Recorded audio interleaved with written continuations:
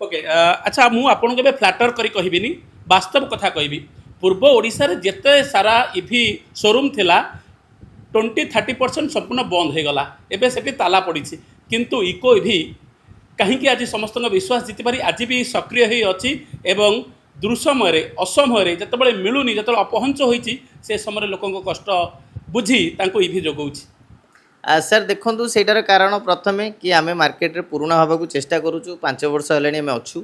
द्वितीय कथा मत लगुच आपण पाखे किसी रिपोर्ट कम अच्छी 20-30% नुह पाखापाखि 50% शॉप्स शोरूम्स क्लोज हो गला सेटा तो एक्चुअली डिसैटिस्फैक्शन कि आम कौन कर कि कस्टम बहुत गुड़े डीलर कंपनी चूज करना कौ कंपनी नेबे एंड से गोटे कंपनी रे स्टिक कर जो कंपनी किसी प्रॉब्लम कले से कस्टमर को सर्विस दे पारना आम आपन को खाली यही कंपनी नुह